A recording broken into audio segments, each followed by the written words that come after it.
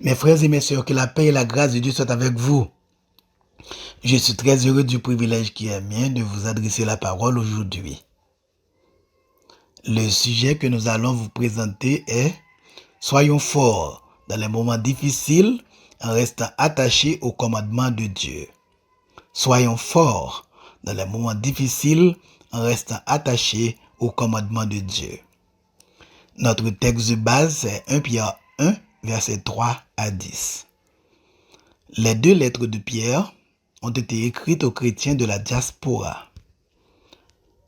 Eh bien, ces chrétiens de la diaspora auxquels l'apôtre Pierre a adressé ces lettres, c'était en général des Juifs, des Israélites.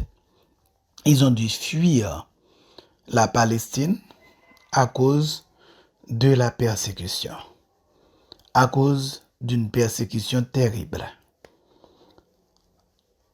Avant que Pierre ait écrit ces deux lettres, eh bien, beaucoup de chrétiens ont été arrêtés, ont été tués.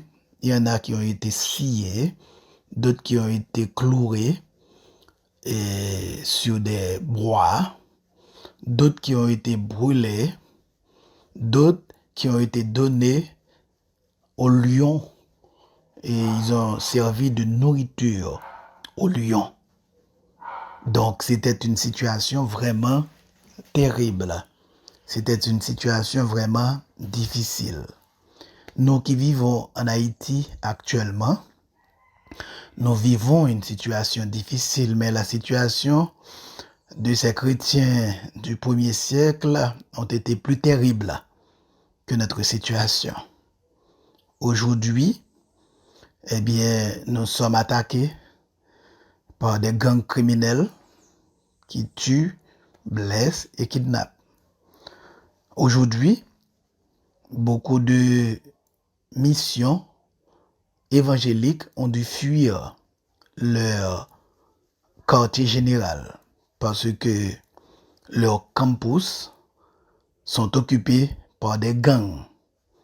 Et pendant que je vous parle là, eh bien, je pense à l'Union évangélique baptiste d'Haïti qui a son campus occupé par les gangs et là-haut à Bolos. Eh bien, nous vivons actuellement une situation terrible. Nous vivons actuellement une situation difficile.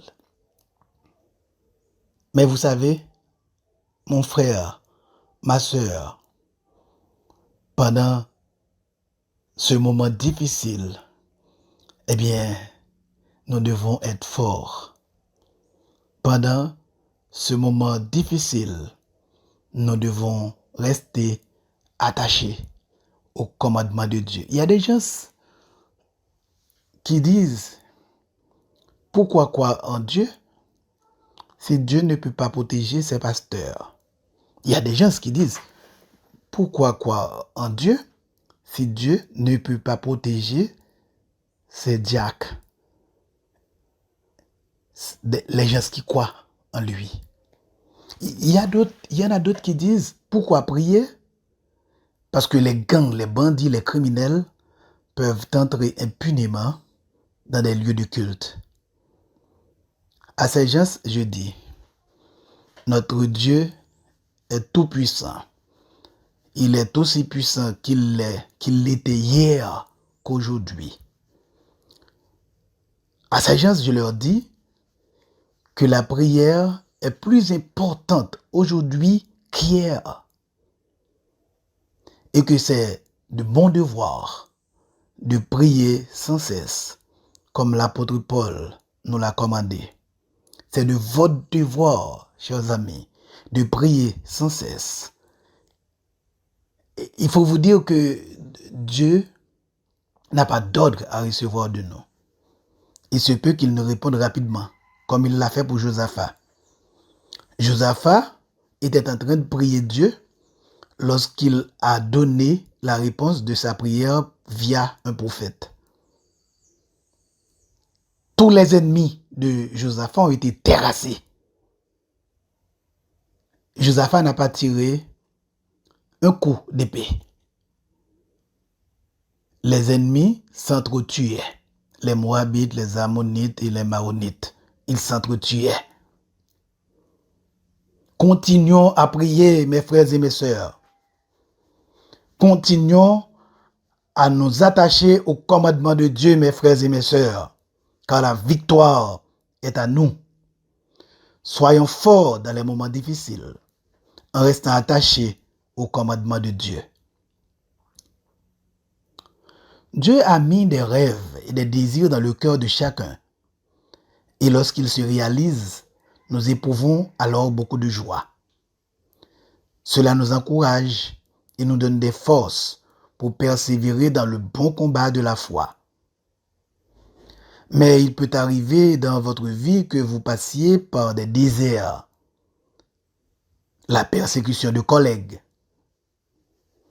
de supérieurs hiérarchiques, de voisins. Vous pouvez passer par des désirs appelés la jalousie, la traîtrise, la peur, la violence. Oui, Dieu ne vous conduit pas toujours sur des chemins faciles. C'est pourquoi nous allons aborder le thème suivant, rester fort dans les moments difficiles. Lorsque les moments sont difficiles, nous pouvons considérer ces moments comme un test. Et je vous demande, mes frères et mes sœurs, de passer bien le test. Passez bien le test de l'épreuve. En Deutéronome 8, verset 2, nous lisons. Souviens-toi de tout le chemin que l'Éternel ton Dieu t'a fait faire pendant ces 40 années dans le désert afin de t'humilier et de t'éprouver, pour savoir quelles étaient les dispositions de ton cœur et si tu garderais ou non ses commandements. Remarquez bien, c'est Dieu qui a conduit Israël dans le désert. De la même manière, chacun de nous, avant d'atteindre sa terre promise, doit passer par le désert. Notre Dieu n'envoie pas les tempêtes ni les maladies. Il autorise certains événements dans notre vie afin de nous tester pour savoir si nous restons fidèles et fermes dans la foi. Il attend que nous lui prouvions par notre attitude, notre fidélité malgré les difficultés. Si nous restons forts dans ces moments difficiles, alors Dieu nous amène à une nouvelle étape, à un niveau supérieur. C'est au cœur des épreuves que nous grandissons et que nous apprenons à devenir des hommes et des femmes spirituellement mûrs, des hommes et des femmes qui vivent toujours plus par la foi. Tout le monde peut rester calme et joyeux quand tout va bien. Mais lorsqu'une épreuve se dresse devant nous, qu'une lutte s'engage, quel va être alors notre comportement? Comment allons-nous réagir face à la difficulté, face au sentiment de tourner en rond? Ces épreuves sont pour nous des tests et donc des opportunités pour prouver à Dieu à quel point nous sommes prêts à passer à un niveau supérieur. Jacques 1, verset 12 nous dit « Heureux l'homme qui supporte patiemment la tentation, car après avoir été éprouvé, il recevra la couronne de vie que le Seigneur a promise à ceux qui l'aiment. » Sachez que Dieu a de grandes récompenses pour vous si vous restez fort et que vous réussissez le test. Il va vous élever, vous promouvoir et vous conduire à la terre promise. Mais aujourd'hui, les personnes ont plutôt tendance à fuir les difficultés et à rechercher le chemin de la facilité. Une épreuve se dresse devant elle, plutôt que de l'affronter, elle préfère s'en détourner et repartir en arrière. Dieu nous appelle non pas à fuir, mais à assumer nos responsabilités. Si la société incite à tout laisser tomber lorsque cela devient trop dur, Dieu nous appelle à persévérer, car la foi triomphe des batailles. C'est le cas dans les couples. De plus en plus de personnes divorcent plutôt que de faire l'effort de rechercher la réconciliation. C'est le cas dans les familles. Beaucoup de parents n'osent plus éduquer leurs enfants car ils sont devenus trop turbulents. Mais Dieu nous appelle à faire cet effort et à ne pas fuir. La société fuit ses responsabilités. Les gens abandonnent pour le moins d'obstacles. Mais nous qui sommes enfants de Dieu, nous devons écouter sa parole et agir en conséquence. Nous ne devons pas reculer face aux luttes, mais au contraire, avancer par la foi. Assumons nos responsabilités et passons avec succès le test. Pour cela, apprenons à persévérer dans les difficultés. Aucune bataille n'est trop petite pour que vous la négligiez. Lorsque nous sommes fidèles dans les petites choses, alors Dieu peut nous en confier de plus grandes. Quelles que soient les circonstances, continuez à pratiquer la justice, mes frères. Faites vos preuves à Dieu et montre-lui que vous serez obéissants même dans le désert. Cela est important pour Dieu. Si nous sommes fidèles dans les épreuves, alors nous le serons encore plus dans la bénédiction. Soyons fermes au moment des épreuves, mes frères et mes sœurs. Ces périodes de lutte peuvent durer dans le temps. Malgré nos efforts pour tenir ferme, nous prions, nous résistons à l'ennemi, nous ne verrons rien changer et notre situation n'évolue pas. Ne soyons pas découragés si les choses ne changent pas après des mois de résistance et de prière. Restons attachés à notre Dieu et nous aurons la victoire à l'instar de Joseph. Restons attachés à Dieu et nous aurons la victoire à l'instar d'Élie. Nous devons montrer à l'ennemi que nous sommes plus déterminés que lui. La Bible dit que lorsque nous avons tout fait pour obtenir la victoire, nous devons alors attendre patiemment dans la foi la libération de Dieu. Il est fidèle et délivre toujours son peuple. Alors, quoi qu'il se passe, n'abandonnez jamais, mais persévérez. Attention mes frères et mes sœurs, persévérer ne veut pas dire attendre sans rien faire. Cela signifie continuer à combattre le bon combat de la foi. Continuez, même s'il vous arrive des coups durs. Continuez à croire en l'avenir, même lorsque tout s'effondre autour de vous. Vous devez prouver à Dieu votre fidélité, car elle est la clé de votre succès. En gardant la foi dans l'épreuve, vous montrez à Dieu que vous lui restez fidèle même dans les temps de désert. Je voudrais vous encourager à cela aujourd'hui. Persévérez dans la difficulté. Proclamez la parole de Dieu. Paul nous dit en Galates 6 et au verset 9, « Ne nous lassons pas de faire le bien, car nous moissonnerons au temps convenable, si nous ne nous relâchons pas. » Bien-aimés, vous traversez un désert. Sachez que le temps de la moisson approche. Ne laissez pas l'ennemi vous convaincre d'abandonner. Dieu a promis de ne jamais nous laisser traverser des situations qui sont au-delà de nos forces. Il n'y a rien que vous ne pouvez surmonter. Vous avez la victoire dans le nom de Jésus. Tenez ferme, car la puissance de Dieu est en vous. En 2 Corinthiens 4, les versets 16 à 18, nous lisons. C'est pourquoi nous ne perdons pas courage.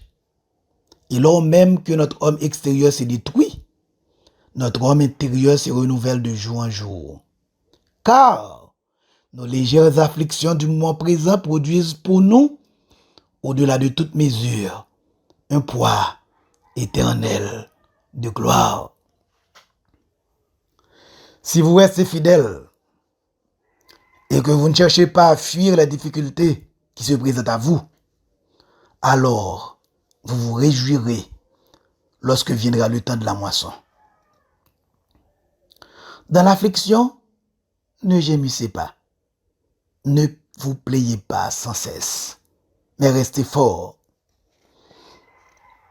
J'aime souvent prendre l'exemple de David face à Goliath. Ce dernier était un géant. Il était le plus vaillant des soldats de l'armée des Philistins. Et pourtant, David n'a pas pris la fuite devant un tel guerrier. Il a su rester fort en s'appuyant sur sa foi. Je pense que beaucoup de personnes aimeraient être comme David et avoir la même force pour terrasser leurs difficultés. David n'était pas un soldat. Il n'a pas fait l'armée comme ses frères. Il restait dans les champs pour s'occuper du troupeau de son père. Et c'est là, dans l'intimité de sa relation avec Dieu, qu'il a acquis cette force qui lui permit de vaincre le géant Goliath. Beaucoup pourraient penser que l'armée est le meilleur formateur pour apprendre à vaincre. Mais c'est faux. Les soldats aimaient prendre du bon temps. Et c'était plus une gloire que combat que de faire partie de celle-ci. David, au contraire, avait la tâche ingrate de s'occuper des brebis. Contrairement à ce que l'on pense, cela ne devait pas être facile. Toute la journée dans les champs. Ah, c'est long, c'est ennuyant. Il restait tout seul pour surveiller le troupeau. Les bêtes sauvages rôdaient et David a dû se battre contre le lion et l'ours. Il a sûrement dû se demander plusieurs fois pourquoi Dieu l'avait placé là. Comment il ferait pour accomplir ses rêves en étant berger? Il aurait pu facilement perdre espoir en l'avenir et se décourager. Il aurait pu se trouver des excuses et dire à son père, « Papa, tu dois trouver un autre berger, car moi aussi je veux aller à l'armée et recevoir la gloire des soldats. » Mais David est resté fidèle. Il est resté ferme dans les bons jours comme dans les mauvais. Il s'était attaché à faire ce que Dieu voulait qu'il fasse, même si cela était difficile ou ennuyant. Et c'est précisément dans les champs que David a mûri et qu'il a affermi sa foi. De plus, il a montré à Dieu par sa fidélité et sa constance qu'il était prêt à avancer. Finalement, c'est dans les champs que David s'est préparé à vaincre Goliath et non pas à l'armée. C'est durant ces temps qu'il a appris à faire confiance à Dieu. Et quand Dieu dut choisir un nouveau leader au peuple d'Israël pour accéder au roi Saül, il n'a pas choisi un soldat. Il n'a pas choisi un notable expérimenté. Il a choisi David, car il lui avait prouvé sa foi et sa confiance. Ce n'était pas facile d'être berger, mais il n'a jamais reculé devant la tâche. Il n'a jamais abandonné. Même si la situation lui paraissait injuste, car tous ses frères avaient l'honneur de faire partie de l'armée, il a fidèlement accompli sa mission. Dieu a vu tout cela et a récompensé David par la suite. Je suis conscient, mes frères et mes sœurs, que beaucoup d'entre vous passez par des difficultés dans votre vie. Que ce soit dans votre mariage, dans votre travail, dans vos études, dans votre situation financière, ou même face à ces gangs, à ces voyous qui dirigent notre Haïti chéri. Vous devez affronter des épreuves. Et parfois, vous pouvez être tenté de tout abandonner. Mais Dieu vous invite à rester fort. Oui, mon frère. Oui, ma sœur. Dieu vous invite à rester fort et à faire tout votre possible pour tenir ferme. car il récompensera toujours votre foi et votre fidélité. Le monde du travail devient de plus en plus éprouvant et peut-être que vous subissez des pressions telles que vous avez envie de laisser tomber votre place. Peut-être que vous ne vous sentez pas apprécié à votre juste valeur ou injustement laissé sur la touche. Mais Dieu nous appelle à garder une bonne attitude malgré les injustices. Dieu nous appelle à garder une bonne attitude malgré les difficultés. Tenez ferme et continuez à bénir ceux qui vous entourent. N'oubliez pas que c'est Dieu qui s'occupe de vos ennemis et que c'est lui qui vous fera justice. Le plus important n'est pas de commencer une chose, mais d'aller jusqu'au bout, de terminer. Face aux difficultés, soyez persévérants et réussissez le test. Si Dieu peut vous faire confiance dans la difficulté, alors combien plus il vous fera confiance pour le servir dans la terre promise. Dieu nous appelle à sortir de nos déserts pour aller de victoire en victoire. Si David est devenu un leader de Dieu, c'est parce qu'il a vaincu le géant Goliath. Il ne s'est pas détourné de la difficulté, il l'a affrontée. Les difficultés sont là pour nous élever, mais veillons à avoir la bonne attitude. Tous les dimanches, nous chantons que nous sommes le peuple de Dieu. Mais agissons-nous comme tels? Agissons-nous comme des hommes et des femmes qui mènent le bon combat de la foi? Il est normal de traverser des déserts, surtout si vous voulez aller en terre promise. Mais ces déserts vont vous former, vous façonner et faire de vous des personnes victorieuses. Le peuple de Dieu est un peuple qui se lève et qui mène des batailles. C'est un peuple fidèle qui tient ferme. Son arme est la foi. La fidélité de Dieu répond toujours. Il honore son peuple. Sachez que le désir de Dieu est de vous mettre à la première place. Il honorera votre attitude et votre fidélité. Souvenez-vous de Daniel, de Joseph, de Mardoché, de David. Dieu a fait d'eux la tête et non la queue, le premier et non le dernier. Nous avons beaucoup à apprendre de Dieu et nous avons besoin de revenir à lui. Nous devons relever les défis.